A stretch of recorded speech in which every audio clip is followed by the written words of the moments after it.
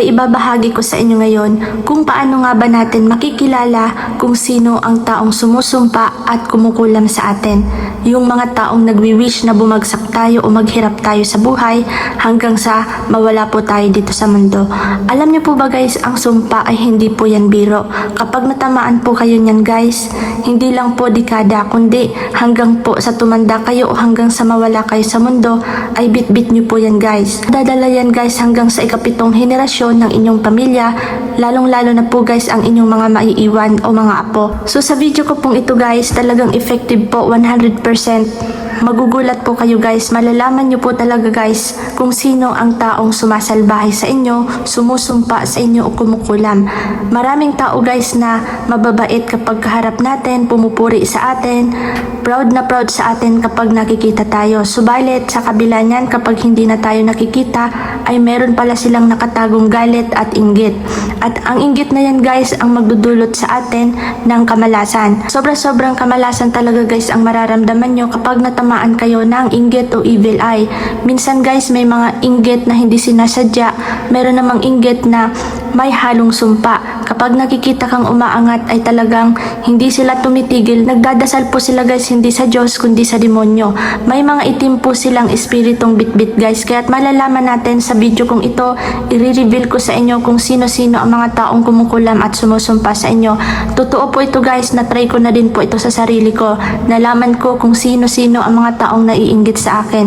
At ang masakla pa dito guys, nakakalungkot, yung mga taong kakilala ko at nakasama ko. Kailangan lang po natin dito guys ng baso, ng ballpen at ng papel. Kailangan po guys yung baso ay pinag-iinuman nyo na natural na baso.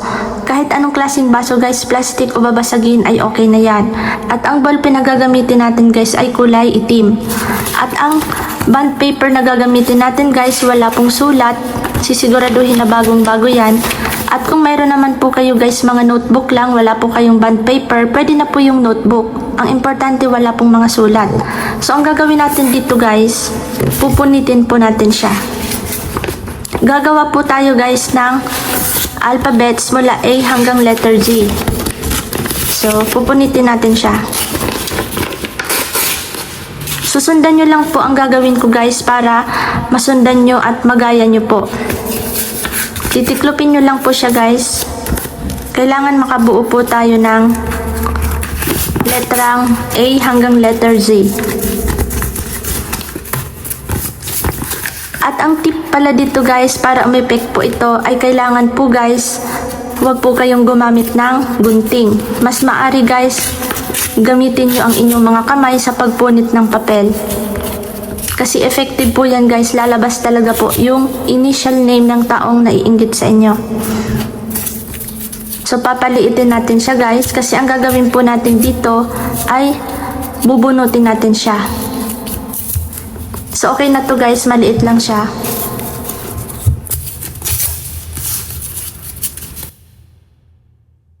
Kapag okay na siya guys, pwede na po nating sulatan.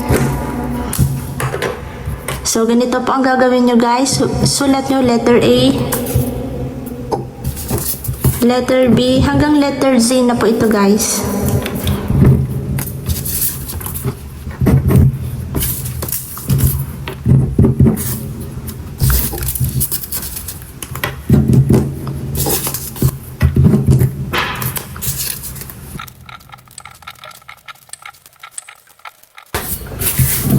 Iisa-isahin po natin siyang ititiklop guys at ilalagay na po natin siya dito sa baso. At paalala lang guys, habang ginagawa niyo po ito, make sure lamang po guys na hindi po kayo galit, hindi po kayo naghihigante. Dapat po nasa positibo po kayong energy. So, ganyan guys, kapag okay na siya, ihahalo-halo natin siya guys. Irarumble natin siya guys.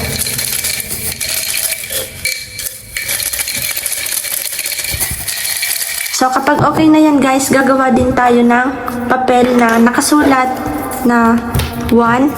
So ito pong 1 guys, ibig sabihin kung ilan nga bang tao ang sumasalbahe sa inyo. Halimbawa kapag ito ang nabunot nyo, ay isa lang ang sumasalbahe. At ilagay nyo din dito guys ang 1 to 3. Meron din tayong 1 to 3, ibig sabihin 1 hanggang 3 tao ang nananalbahe sa inyo or sumusumpa. Meron din tayong ilalagay dito guys na 5 katao. At meron din tayo dito guys na 5 hanggang 10 tao ang naiinggit sa inyo. So yan guys. Dito po guys, ititiklop po natin itong mga numero.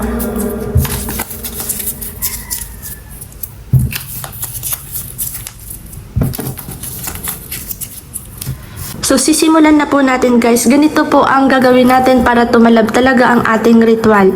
So ganito po, hahawakan nyo siya at sasabihin yung ipakita nyo sa akin kung ilan nga ba ang mga taong naiinggit sa akin. At bubunot po kayo guys ng isa.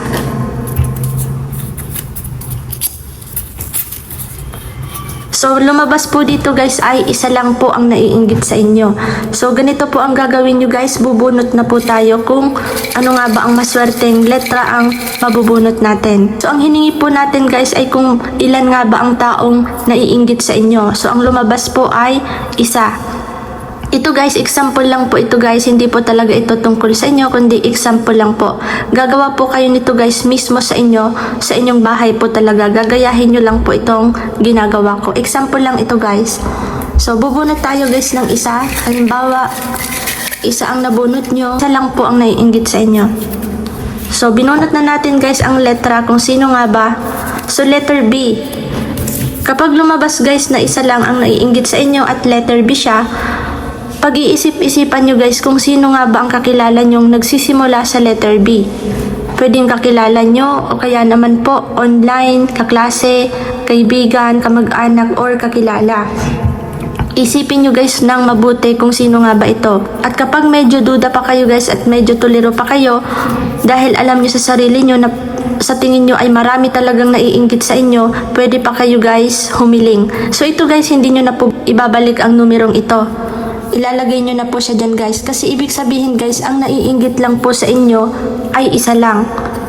1 lang po ang naiinggit sa inyo. Dito naman po sa ibang numero ay ihihiling naman po natin dito guys kung sino nga ba ang mga taong nagsusumpa sa akin na maghirap ako habang buhay. Mga taong ayaw akong magtagumpay. Mga taong sila ang dahilan ng aking kamalasan ngayon sa buhay ko. Ipakita mo sa akin kung sino-sino nga ba sila. So bubunot kayo guys ng 1 lang. So dito guys nakalagay 5. Ibig sabihin po 5 tao din ang bubunutin natin. Na ibig sabihin 5 tao din po ang nagwi-wish na bumagsak kayong maghirap. So ganito na po guys, bubunutin na po natin.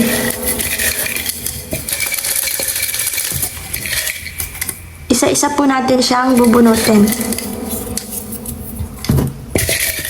Hindi po muna natin siya bubuksan guys. 4, 5. So kung kanina guys nakita natin ay ang naiinggit po sa inyo guys ay 1 lang. Siya po ay si letrang B. So makikita nyo guys at makikilala nyo kung sino siya. Iisipin nyo na lang po guys kung sino siya. At dito naman guys 5 po ang nabunot natin. Kung sino nga ba ang mga taong nananalbahe o sumusumpang maghirap kayo. So dito guys, unang lumabas ay letter P. Pangalawa naman po, lumabas ay letter F. Pangatlo, lumabas letter T. Pang-apat, lumabas letter Q. Letter W ang last. So ganito guys ang gagawin nyo guys. Kapag meron na po kayo guys prospect na taong gumawa sa inyo at lumabas po sila lahat dito sa mga letrang ito, ang gagawin po natin dito guys, halimbawa si letter B na naiinggit sa inyo ng husto, isipin yung mabuti guys kung sino. Halimbawa guys, meron na kayong nahanap. Halimbawa sa letter B ay si Berna. Isulat nyo siya dito guys, Berna Perez. Si Berna Perez ang inyong kakilalang letrang B. Pero kung marami pa talaga sila guys na letrang B, isusulat nyo po lahat. Dito naman po guys sa 5, halimbawa po itong si letrang P, marami po kayong kakilala, ay isulat nyo din po lahat guys. Halimbawa letrang P ay si Pipito Manaloto. So yan po, sa letrang P guys, Pipito Manaloto, kakilala nyo siya. At marami pa sila guys, halimbawa naman po si Pedro Pinduco. So gagawin nyo guys, gagawin nyo din sila ng ganito. Isusulat nyo po guys isa-isa sa papel. So ang gagawin nyo na pong next dito guys, kapag meron na po kayong mga prospect, gagawin nyo po ito lahat isa-isa. Isusulat nyo po guys ang kanilang mga pangalan, katulad po nitong ginawa natin. So proceed na po tayo guys. Ang next naman pong gagawin natin ay hindi na po natin ito gagamitin kasi lumabas na po sila itong mga letrang ito. Ang next na pong gagamitin natin, ito na pong mga pangalan. Ito na po mismo ginawa natin na pangalan. So kung marami sila guys, marami pong lumabas na letra, isulat nyo po lahat guys. Halimbawa letrang F, lumabas F, isulat nyo lahat ng kakilala nyong letrang F. So ganyan po yan guys. So ang next na paggagawin natin guys, itong baso na ito guys, ilalagay na natin itong mga pangalan. So mismong pangalan na po mismo ng mga taong kakilala nyo. Kailangan po marami siya guys. Ito po example lang ito guys, kaya dalawa lang po yung nagawa ko. So ang gagawin nyo guys, ilagay nyo lahat, isulat nyo lahat ng mga kakilala nyong lumabas dito sa mga letrang yon. At bubunutin nyo guys kung sino-sino nga ba ang mga taong ito. Bubunot po kayo guys ng 3 lang. Halimbawa po guys, nasulat po natin, ang lumabas po dito is letrang Q, letrang T. At dito naman guys sa letrang T, halimbawa si Toren Lopez. So para mas malinaw sa inyo guys, isa-sample ko po sa inyo. Letrang F naman guys, halimbawa si Francisco Reyes. Isulat nyo po lahat guys ng kakilala nyo. Kapag marami pang letter F, sige lang po guys, ilagay nyo po lahat dyan. So letrang F pa. Sa letrang F pa guys, gawa pa tayo. Halimbawa si Florentino Aquino. So yan po guys. Lahat ng mga lumabas na letra guys ay ilalagay po natin siya dito. At ang gagawin po natin, last na gagawin natin dito guys, ay bubunot po tayo guys ng at least 3 lang. At taimtim po kayong manalangin habang bumubunot. So bubunot tayo guys ng 1, 2, 3. So itatabi muna natin to. So dito guys, 3 na po yung nahanap natin na pangalan. Mas marami guys na pangalan ilagay nyo dito. Lahat ng kakilala nyong isulat nyo dito na lumabas po sa mga letrang ito. So yan po guys. So kung malinaw na sa inyo guys, pwede rin po kayo guys mag-comment kung hindi po masyadong malinaw. Dito guys, kapag lumabas na po yung 3, bubuksan na po natin. So unang lumabas ay si Francisco Reyes. So magugulat po kayo talaga dito guys kasi sa madaming taong sinulat nyo ay lalabas talaga siya. So dito guys, lumabas si Francisco Reyes, Toren Lopez at si Berna Perez. So dito sa 3 to guys, ibig sabihin po sila po yung major na talagang may galit sa inyo, sumusumpa sa inyo. Grabe talaga yung pagkainggit niya. Totoo to guys, talagang sila yung mga taong hindi tanggap ang inyong pag-angat. So sa madaming papel guys, sila lang yung lumabas. At dito sa 3 to guys, may kukunin lang po kayong isa. Isa lang po guys, lalabas talaga yan. So ito guys, sa mga sinulat nyo, halimbawa napuno siya ng papel, itapon nyo na siya guys kasi wala na silang kinalaman. Ang ibig sabihin nito ay 3 po yung pinaka sagad na inggit sa inyo. Kukuha lang po kayo dito guys ng isa. Sasabihin niyo po guys sa isip niyo na kung sino nga ba ang taong itong nag-iisa na talagang siya ang dahilan ng paghihirap ko ngayon, siya ang dahilan kung bakit naubos ang pera ko, ang aking savings account, ipakita mo sa akin kung sino siya. So ito guys, nakabunot na tayo ng isa at bubuksan na natin. So dito guys, lumabas ay si Toren Lopez. Ibig sabihin po, itong taong ito ang nananalbahe sa inyo. Ito guys, example lang po itong ginawa ko. Gagawa din po kayo guys sa inyo. Isusulat nyo dyan kung sino-sino ang mga taong kakilala nyo na lumabas dito sa mga letrang ito. Wala po kayo guys papalagpasin na mga letra. Lahat ng kakilala nyo, isulat nyo guys. Talagang totoo to guys. Marami na din po akong nagawa nito. Ginawa ko po ito sa sarili ko at talagang lumabas guys. Nagpa-albularyo ako, pumunta ako sa manggagamot. Nalaman ko na talaga doon pa lang guys, nalaman ko na kung sino sila kasi 2 albularyo ang pinuntahan ko.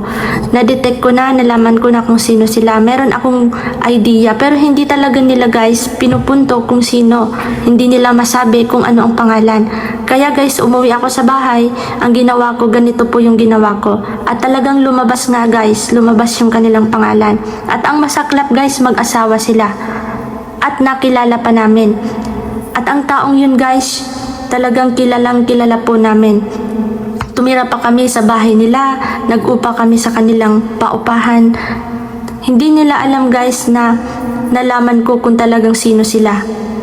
Hindi rin nila alam na psychic ako, hindi rin nila alam na meron akong kakayahan na makikilala ko kung sino ang taong nananalbahe sa akin. Alam niyo ba guys, ang mag-asawang yun talagang inggit na inggit pala talaga sa akin, sabi ng nag-aalbularyo.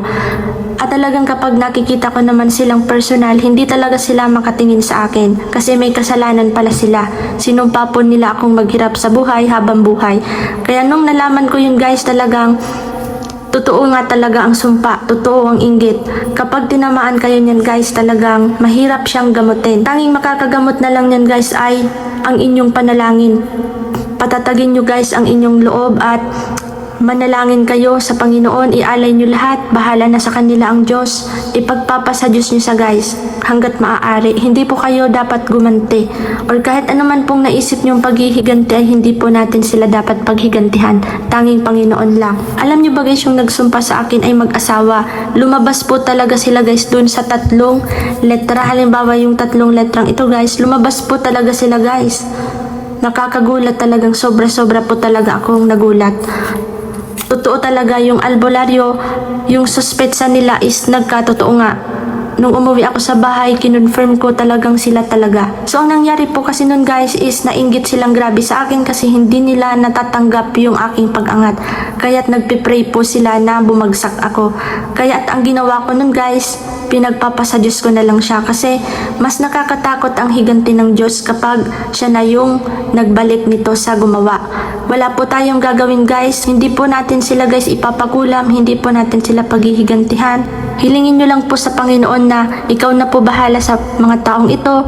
Ngayong taong 2026 ay bigyan nyo po ako ng hustisya. Bigyan nyo po ng hustisya ang ginawa nila sa akin na pangkukulam at pangsusumpa. Ipakita nyo po Panginoon na magsisisi sila sa kanilang ginawa.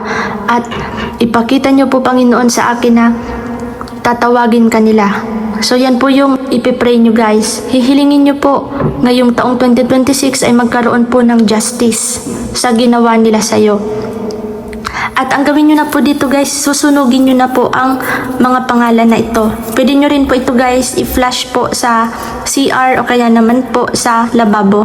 Itapon nyo na po ito guys para po hindi na po ito mag-cause ng blockage sa inyong buhay.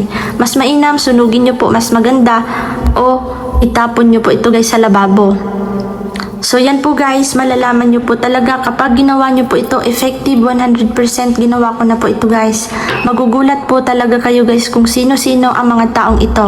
Alam nyo ba guys, napakaswerte nyo kasi binigay ko na lang po ito ng libre sa inyo. Hindi ko po sana ito ibabahagi sa inyo guys kasi napaka-importante po nito. Sikreto ko po ito guys. Subalit gusto ko pong i-share ito lalong-lalo na po sa mga walang-wala at lalong-lalo na po sa mga nakakaranas ng matinding kamalasan sa buhay. Gusto ko pong makatulong sa inyo. Napaka-epektibo po nito guys. Siguraduhin lamang po guys na kapag nalaman nyo na po ang mga taong nananalbahe, sumumpa sa inyo, please lang po guys, huwag nyo po silang paghigantihan. Kahit anuman pong mga nakakatakot na paghihiganti, huwag po. Ang gawin nyo po ay manalangin po kayo ng husto. Taimtim nyo pong panalangin sa Panginoon na bigyan po kayo ng proteksyon at shield na sa araw na ito mismo ay bigyan niya po ng hustisya ang ginawa nila sa'yo. At sa araw na ito mismo ay patawarin nyo sila guys. Huwag po kayo makaisip ng kahit anong galit or ngit-ngit. So yan po guys, advice ko lang po yan sa inyo. Sana nakatulong ang video kong ito guys sa inyo. Maraming salamat po. May isi-share din po ako sa inyo guys na protection bracelet laban sa mga inggit, sumpa at kulam. Kung kayo po guys ay pinagkakainggitan, sinusumpa na maghirap, maglagay po kayo nito at isuot nyo po ito sa inyong mga kanang kamay. Pwede nyo po itong araw-arawin na isuot guys. Ito po guys is original black obsidian, hindi po kayo tatablan ng kahit anumang sumpa. Kapag sinumpa po kayo guys ng mga taong nainggit sa inyo or mga kaaway, ay babalik po yan sa kanila. Ito po guys yung bracelet na bumabalik po sa nagsumpa yung kanilang mga hinihiling na masama. Nais nyo pong magkaroon nito guys, ito po ay 599 pesos lang. Mag-comment lang po kayo guys at ibibigay ko po yung link nito sa aming Lazada store. Pwede rin po kayo guys magtawag sa aming cellphone number, nasa screen po yung aming cellphone number. Ito po guys, paunahan na lang po kayo kasi kakaunti lang po ang meron kami nito. Maraming salamat po guys at hanggang dito na lang.